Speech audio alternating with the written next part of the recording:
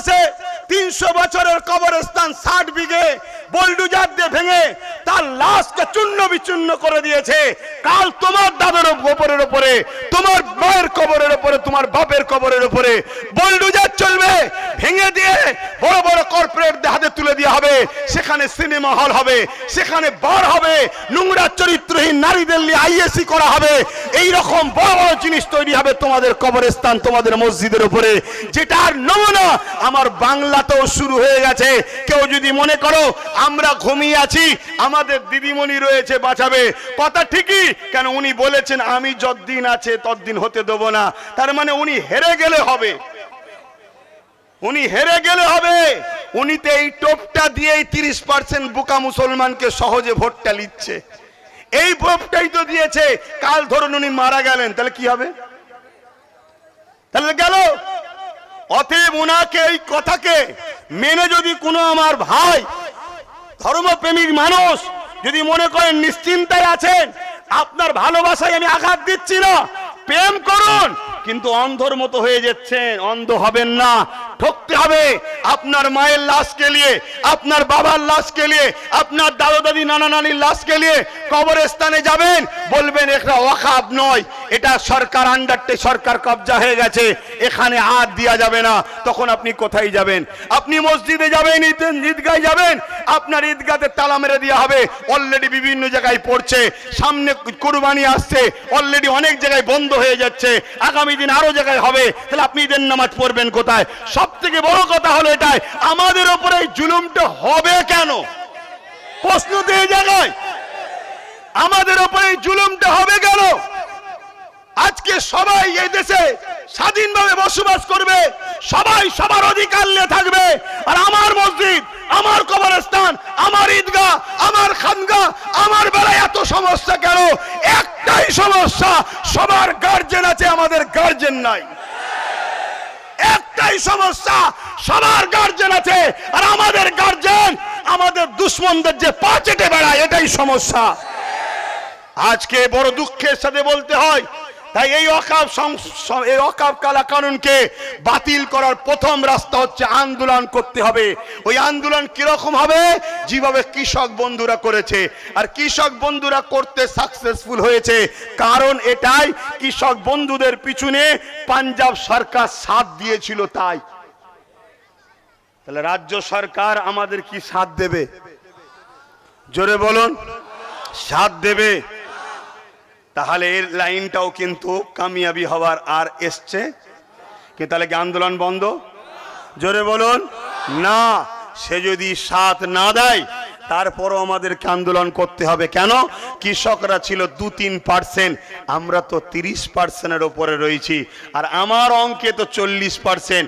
আমারটা বাদ দেন, গভর্নমেন্টেরটাই ধরুন 33%, 2011-ই বলেছিল এই সরকার। তাহলে আমাদের কি ঘরে হওয়া বন্ধ হয়ে গেছে নাকি? হ্যাঁ, আমি জানি ইসরায়েলে বন্ধ হয়ে গেছে। আপনারা জানেন কি? ইসরায়েল প্যালেস্টাইনের বাচ্চাদের ঘরে শুধু মারছে। কেন? নতুন প্রজন্ম রাখবো না। একটুখানি সাইডে যাচ্ছি, অসুবিধা হচ্ছে না তো? কেন আপনারা না শুনতে চাইলে আমি কাকে শোনাবো বলেন না? ইসরায়েল প্যালেস্টাইনদের বাচ্চাদের উপরে হামলা করছে। কেন? যাতে নতুন প্রজন্ম উঠে না দাঁড়ায়। আর আমার আল্লাহ এমন বোম মেরেছে ইসরায়েলে, পুরুষের এবং নারীর উভয়ের যেটা প্রয়োজন, সন্তান হতে গেলে দুজনেরই প্রয়োজন, তো দুজনেরই স্পাম আর হচ্ছে না। অর্থাৎ সব কোয়ালিটি ঠিক আছে, সন্তান হতে গেলে যেটা লাগে, বেশি খুলে বলছি না, বুঝতে পারছেন, সেই জায়গাতে খোদা বোম মেরে দিয়েছে, ওদের আর সন্তানই হচ্ছে না। যদি জানতাম পুরুষের সমস্যা, তাহলে নারীরা এমনি তো ওদের সব সমস্যা নেই, অন্য জায়গা থেকে ধার করলে আসতো, যেটা চলে ওদের। আমি এলিয়ে বেশি ডিপে যাচ্ছি না, কিন্তু খোদার মার এমন, নারীদেরও যে ডিম্বাণু দরকার হয় সেটাও হচ্ছে না। তো এই সমস্যা কি বাংলার মুসলমানদেরও হয়েছে নাকি?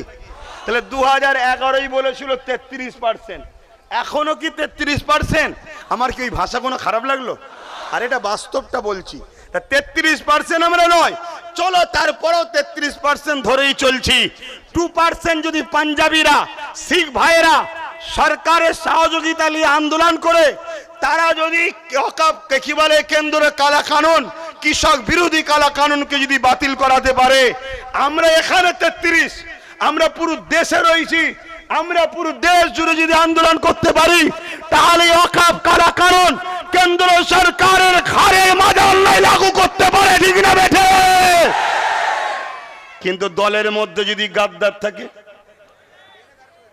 বলুন কেন? এই বাংলায় আন্দোলনের যে রূপরেখা নিয়েছিল, আমি অত্যন্ত খুশি হয়েছিলাম যে 11টা বছর ধরে, 10 বছর ধরে আহলে সুন্নাত ওয়াল জামাত, তার কর্মীরা বা আমি নিজে বিভিন্ন জলসায়, বিভিন্ন প্রোগ্রামে যেখানেই মাইক পেয়েছি, কম বেশি ওয়াকফ নিয়ে মানুষকে বুঝিয়েছি যে আসো মসজিদ বাঁচাও, মাদ্রাসা বাঁচাও, কবরস্থান বাঁচাও। কি বলেছি না বলিনি? আপনাদের এলাকাও তো বহু জায়গায় বলেছি। কিন্তু সেই সময় অনেকে আমাকে গালি দিয়েছিল, ছোট বড় কথা বলেছিল, আমি সব ভুলে গিয়েছিলাম। যখন এই কেন্দ্রের কালা কানুন তৈরি হলো, আমার বাংলায় যেভাবে আন্দোলনের রূপরেখা নিল, আমি ভাবলাম এই আন্দোলন যদি চালিয়ে যেতে পারে তাহলে ব্যাপক কিছু একটা ঘটতে পারে, আশা করা যেতে পারে আমরা আমাদের ওয়াকফ ফিরে পেতে পাবো, আমরা আমাদের ওয়াকফকে দখল করতে পারবো। কিন্তু হঠাৎ করে দেখলাম একদিন কেন আমার রাজ্যের সরকার বলে উঠলো যে ওয়াকফ নিয়ে যে গুলোগুলি বাংলায় করবে সব থেকে বড় দুশ্মন আমি তার হব। সঙ্গে সঙ্গে আন্দোলনগুলো সব বন্ধ হয়ে গেল।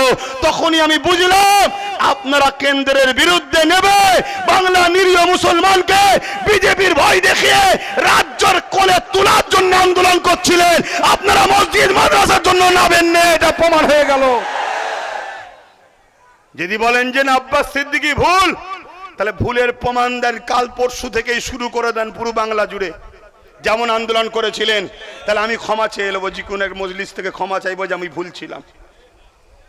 কি ভাই, ভুল হতে পারি?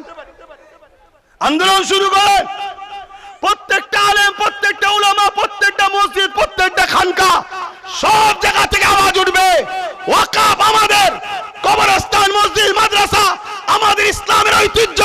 এই ঐতিহ্যের উপরে যে হাত তুলবে তার কালো হাতকে আমরা ভেঙে দেওয়ার চ্যালেঞ্জের সাথে বলছি। সে হতে পারে পিএম, হতে পারে সিএম, আমার সংবিধানের উপরে সে নয়।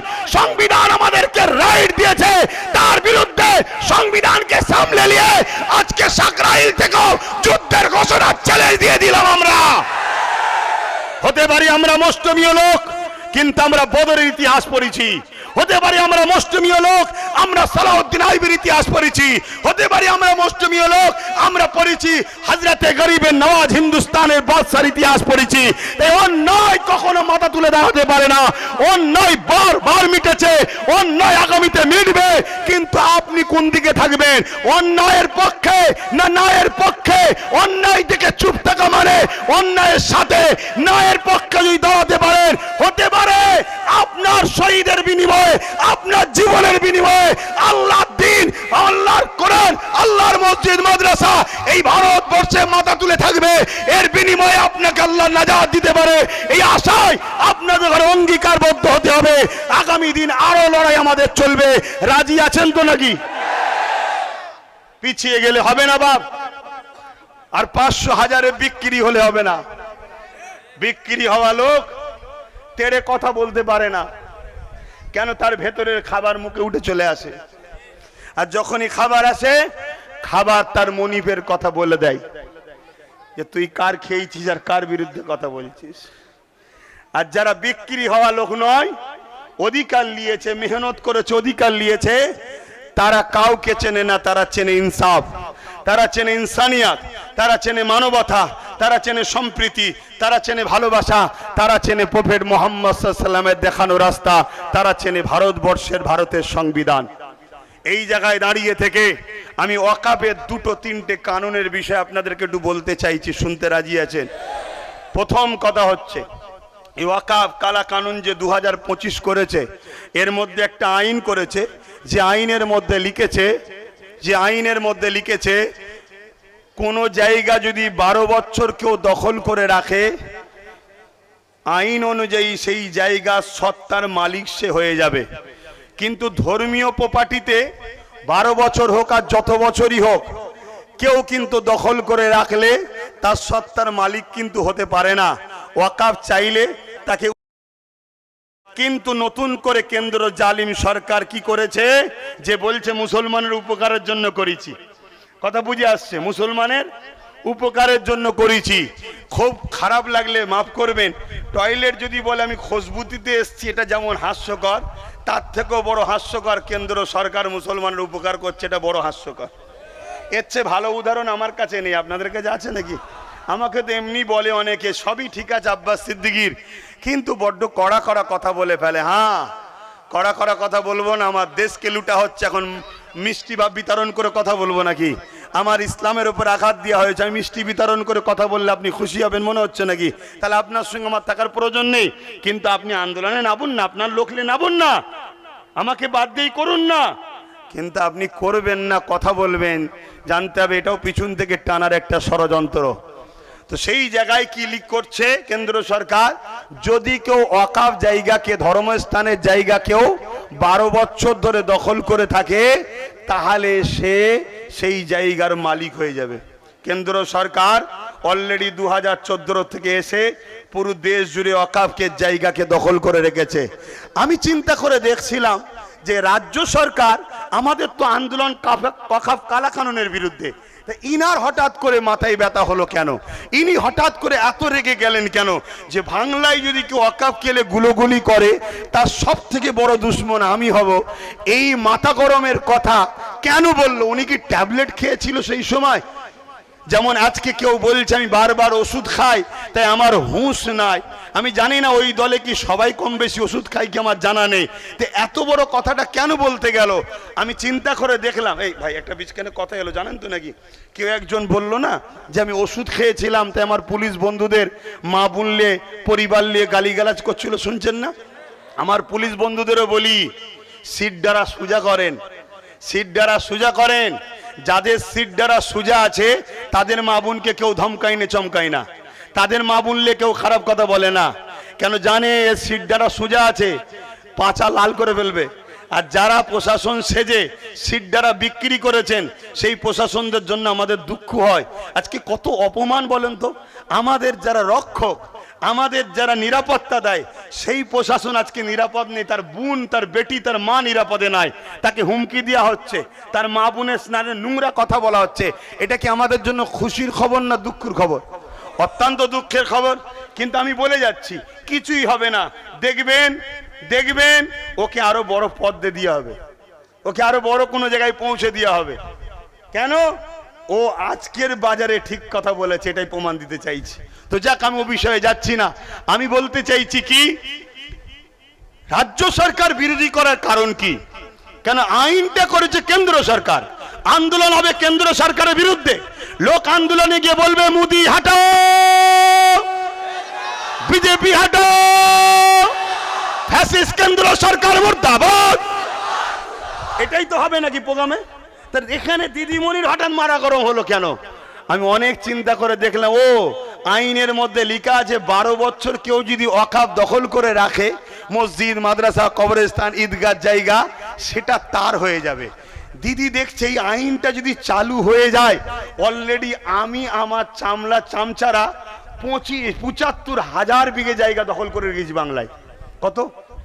এই জোরে বলেন। সব রেকর্ড হচ্ছে, রেকর্ড হচ্ছে। রাজ্য সরকার 75,000 বিঘে জায়গা ওয়াকাফের, মসজিদ, মাদ্রাসা, কবরস্থান, মুসলমানদের বাপ দাদার দান করা সম্পদ, ইসলামের সম্পদ, 75,000 বিঘে জায়গা কম বেশি রাজ্য সরকার দখল করে রেখেছে। 13 বছর চলছে। 12 বছরের আইনটি যদি লাগু হয়ে যায়, সব সম্পদের মালিক রাজ্য সরকার হয়ে যাবে। তো এ তো দেখছে আমার বিনা বিরোধী করে, মুসলিম দরদি দেখিয়ে মুসলমান আমার সাপোর্ট করছে, আবার আমি মুসলমানদের ভোটেই সরকার হচ্ছি, অথচ মুসলমানদের 75,000 বিঘে জায়গা নিয়ে নেব, কেউ বুঝতে পারবে না। এই আইনের বিরুদ্ধে বলতে দিবা। দ্বিতীয় নম্বর, এটাও হতে পারে অনেকে বলছে যে উনি কি করবে, ওপর থেকে চাপ এসছে, যদি বাংলায় আন্দোলন হয় তাহলে সিবিআই, ইডি পাঠিয়ে তোমাকেও ভাইপোকে তুলে আনবো। এই ভয়ের কথা অনেকে বলছে, কিন্তু আমার মনে হয় এই ৭৫,০০০ বিঘে জায়গাটাই হচ্ছে মেন ইস্যু। তো চলে আসুন, এই একটা ভয়ঙ্কর আইন তৈরি করেছে। আর কি আইন তৈরি করেছে? আইন তৈরি করেছে কেউ যদি ওয়াকফ সম্পত্তি দান করে তাকে প্র্যাকটিসিং মুসলিম হতে হবে, অর্থাৎ সে কোরআন সুন্নাহ অনুযায়ী ধর্ম মেনে চলে এই মুসলমান হতে হবে, তবে সে দান করতে পারবে। এখন বলুন, সে মুসলমান না মুসলমান নয়? প্র্যাকটিসিং মুসলমান প্র্যাকটিস করছে কি করেনি এ সার্টিফাই করবে কে? জেলার প্রধান, অর্থাৎ ডিএম, কালেক্টর সাহেব, ডিএম। তা ডিএম আপনার নামাজ রোজা সম্বন্ধে সে কি বোঝে? আপনি দান করতে যাবেন, বলবেন না আপনি, আপনাকে সন্দেহ হচ্ছে আপনি মুসলমানই নয়, আপনি ফজরের নামাজ পড়েননি, আপনি রোজা রাখেননি, আপনার এই সমস্যা। তাহলে কি রকম ভাবে ভয়ঙ্কর ভয়ঙ্কর আইন করেছে বুঝতে পারছেন? আরো আইন করেছে ভয়ঙ্কর। সময়ের দিকে খেয়াল করে আমি সংক্ষেপ করছি। তাহলে আন্দোলন বাড়াতে হবে না হবে না? আগামী দিন আহলে সুন্নাত ওয়াল জামাত শহরে যাবে, আপনাদের এলাকার শহর, তারপরে পশ্চিম বাংলার রাজধানী, সব জায়গায় প্রচার হচ্ছে, এখান থেকেও প্রচার করছি। আগামী দিন ব্রিকেটে যাওয়া আমাদের একটা চ্যালেঞ্জ হয়েছে। কেন আমার ভাইয়েরা ব্রিকেট করতে চেয়েছিল, জানি না কে কামড়েছে পিছন থেকে, ব্রিকেট করতে পারেনি। এই ব্রিকেট এখন আমাদের জন্য চ্যালেঞ্জ। বিজেপি যদি ব্রিকেট করতে পারে, বাম যদি করতে পারে, কংগ্রেস যদি করতে পারে, টিএমসি যদি করতে পারে, আমার হিন্দু ভাইয়েরা তারা যদি লক্ষ কণ্ঠের গীতা পাঠের জন্য ব্রিকেট পেতে পারে, আমরা ভারতের অধিকার রাখি, ভারতের স্বাধীনতায় আমাদের অবদান আছে, দেশকে ট্যাক্স দিয়ে বসবাস করছি, আমরা ব্রিকেট পাবো না কেন? আজকে বলুন, চ্যালেঞ্জ দিয়ে আমরা লড়াই করে ব্রিকেট করে দেখাবো, রাজি আছেন আপনারা? এই ব্রিকেটের স্বপ্ন নিচ্ছি আমি, আপনারা আমার সাথ দেবেন তো নাকি? গাড়ি ভাড়া দিতে পারবো না, খাওয়া দিতে পারবো না, কারণ আপনাদের ঘরে খাইয়ে আর ভাড়া দিয়ে ভর্তি করে সব, আর এই অভ্যাসটা ভেতরে ঢুকে গেছে। এখন বলুন, বিনা গাড়ি ভাড়া বিনা খাবার নিয়ে নিজের পয়সায় নিজের গাঁটের খরচ করে কারা কারা আমার ডাকে ব্রিকেট যেতে রাজি আছেন? হাত তোলে। এ হাত ঠিক তো নাকি? হ্যাঁ, যেভাবে বাংলায় ঘুরছি, যদি সবাই হাত সত্য হয়, আমি চ্যালেঞ্জ দিচ্ছি, স্বাধীনতার পর থেকে তার আগেও ওই ব্রিকেট কখনো কেউ করেনি, আর আগামী তো ইনশাল্লাহ করতে পারবে না। আমরা করে দেখাবো, আর আমরা প্রমাণ করব যে ব্রিকেট কারো ব্যক্তিগত সম্পদ নয়, দেশের সম্পদ, দায়িত্বে কারো আছে, অবশ্যই তিনাদেরকে আমরা সম্মান করি, কিন্তু আমরা পাবো না কেন? এই জানার অধিকার, এই লড়াইয়ের অধিকার আমাদের আছে না নাই? দ্বিতীয় নম্বর ব্যাপার হলো এই ওয়াকফকে বাতিল করার জন্য দ্বিতীয় আর একটা অপশন হলো কি, আইন যখন হয়ে গেছে, আইন যখন হয়ে যায়, আইনের অস্ত্র দিয়ে আইনকে কাটতে হবে। আপনি আইনের বিরুদ্ধে ডাইরেক্ট যদি যান, আপনি তো তাহলে দেশদ্রোহী মামলায় জড়িয়ে যাবেন। তাহলে আপনাকে আইন যখন হয়ে যায়, আইনের অস্ত্র দিয়ে আপনাকে কাটতে হবে, ঠিক না বেটি? গায়ের জোর দিয়ে কাটলে হয় না, প্রসেসিং এ কাটতে হবে। ওই প্রসেসিংটা কি? Supreme court. Supreme court. আজকে বলুন, একজন সাধারণ মানুষ সুপ্রিম কোর্টে যাওয়া, আর আমাদের সবার প্রতিনিধিত্ব যিনি করছেন মাননীয় সিএম, তিনি যাওয়া দুটো এক না আলাদা? তিনি যাওয়া মানে 10.5 কোটি লোকের যাওয়া, তিনি কি গেছে? জোরে বলুন, গেছে? অথচ তিনি বারবার কলকাতার রেড রোডে উঠে কি বলতো? বিজেপিকে হাত থেকে বাঁচাবার জন্য আমায় ভোট দাও, আমি পুরো দেশে মুসলমানকে বাঁচাবো। মানে ঢপ মারার একটা লাইন আছে, পুরো দেশে বলছে, রাজ্যই বললে আলাদা কথা হতো। আজকে ঠিক আছে, আপনি যদি আমাদেরকে বাঁচাতেই চান বিজেপির হাত থেকে, বিজেপি যখন কালা কানুন তৈরি করেছে, যেখানে তেলেঙ্গানা কি বলে তামিলনাড়ু যাচ্ছে, বিভিন্ন আরো রাজ্য কেস করছে, 8টা রাজ্য কেস করেছে, আপনি কেন গেলেন না? আপনাকে অবিলম্বে কেস করতে যেতে হবে। আর যদি কেস করতে যান, তাহলে 26-এ দিল্লি চলে যান, বলবো না, যার যাকে ভালো লাগে তার সাথে থাকবে, এটাই বলবো। আর যদি আপনি না যান, তাহলে 26-এ মসজিদ মাদ্রাসা কোরআনের বিরোধীতে ঘরে দিল্লি চলে যাও বলা দরকার। ইমানের দায়িত্ব আছে না নাই? হাত তুলে বলতে হবে, আল্লাহকে সাক্ষী রেখে বলার দায়িত্ব আছে না নাই? হ্যাঁ। দ্বিতীয় 3 নম্বর কথা, কিন্তু নওশাদ গেছে সুপ্রিম কোর্টে, যাকে এই মুসলমানরা বিজেপির দালাল বলেছিল, তাই তো নাকি? নওশাদকে যারা, আমাকে যারা বিজেপির দালাল বলবে, মনে রাখবেন এরা সব থেকে বড় বিজেপি। না, এরা কি করে জানলো ওদের সঙ্গে আমাদের সেটিং আছে? ওর সাথে সেটিং আছে বলি তুই জানে, তারপর ও নিজে বিজেপি। এটা ও স্বীকার করুক যে হ্যাঁ আমি বিজেপি, তারপরে আমি এসে বলবো দালাল কি দালাল নয়। আগে ওকে স্বীকার করতে হবে। কথা মাথায় ঢুকছে না ঢোকে নেই? কত বড় আমাদেরকে ধোকা দিয়েছে দেখুন। আজকে বুকে হাত দিয়ে বলুন তো ভাই, শুনছেন আমার কথা? বুকে হাত দিয়ে বলুন তো, এই মুহূর্তে ধরুন পশ্চিমবাংলায় যিনি সরকারে আছে উনি বসে আছে, মাননীয়া বসে আছে, কিন্তু আমি ওই যে বলেছিলাম না 21-এ 3টে পায়া ওনাকে দাও, একটা আমাকে দাও, বলেছিলাম না? ধরুন এই যে চেয়ারে 4টে পায়া দেখুন, ধরুন মাননীয়াই বসে আছে, কিন্তু 3টে পায়া উনার, একটা পায়া যদি আমাদের থাকতো, উনি ওই চেয়ারে বসে আমাদেরকে হুমকি দিতে পারত, আমাদেরকে দিল্লি চলে যাও বলতে পারত। আজকে বলুন তো, নওশাদের সাথে যদি আরো গোটা 40 থাকতো আজকের দিনে, আপনাদের উপকার হতো না ক্ষতি হতো?